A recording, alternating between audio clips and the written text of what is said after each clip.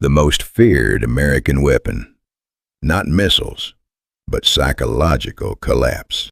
Ladies and gentlemen, most people misunderstand how powerful nations actually destroy regimes. They imagine tanks, airstrikes, sanctions, military invasions. But history shows something far more dangerous. Long before a government collapses externally, it begins collapsing internally. And that collapse usually starts with one thing: fear. Not public fear, elite fear. Because the moment people inside the system realize the outside world is watching them personally, loyalty begins to crack from within. That is the real subject of this video. Today, we are going to dissect the psychological architecture of American pressure, how the United States sends signals, why ruling elites fear those signals more than military threats, and how powerful governments slowly implode from internal distrust. Phase 1. The signal. The first stage is not war, it is signaling. And this is where many regimes make their fatal mistake. The United States rarely begins with military force. It begins with language, a presidential statement, a diplomatic warning, a media narrative. At first glance, these appear symbolic, but psychologically, they are devastating. Imagine a country where journalists are being silenced, political opponents arrested, courts manipulated, and military officers purged. Then suddenly, the President of the United States publicly says, "We are deeply concerned about democratic backsliding and human rights violations." That sentence is not aimed at ordinary citizens. It is aimed at the people inside the regime: ministers, judges, police commanders, intelligence officials, financial elites. The message is simple: we see you. And the moment that signal is delivered, the psychology inside the power structure changes. People begin asking dangerous questions. Will I become the scapegoat? Should I distance myself? What happens if this government falls? Am I already being watched internationally? This is how paranoia enters the system.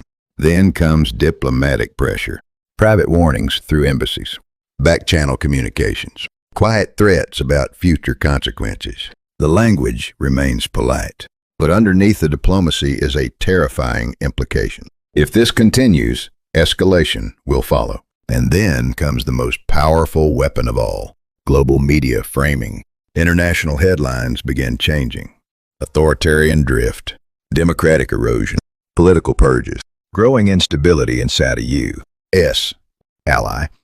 At that moment, the regime suffers something worse than criticism. It loses external legitimacy. Investors become nervous. Foreign partners become cautious. Even insiders begin questioning whether the regime has a future. And once elites begin doubting survival, internal fractures begin. That is why Phase 1 is so dangerous. Not because bombs are falling, but because trust inside the regime starts dying. Phase 2, precision pressure. The second stage is targeted pressure. This is where the United States stops, speaking symbolically, and starts isolating specific individuals: politicians, judges, prosecutors, police officials, security commanders. Not the entire nation, the inner circle. This is psychological warfare at the elite level. Assets are frozen, bank accounts restricted, dollar transactions blocked, travel bans imposed. Sometimes even family members are affected. Children studying abroad, luxury properties overseas, hidden financial networks. Everything suddenly becomes vulnerable, and the psychological effect is enormous. A powerful official may still control the domestic system, but internationally he becomes radioactive. Then comes something even more terrifying: secondary sanctions. Now it is not only the individual being punished. Anyone doing business with that individual becomes a risk. Banks pull away. Corporations retreat. Allies become silent. And this is where loyalty begins collapsing.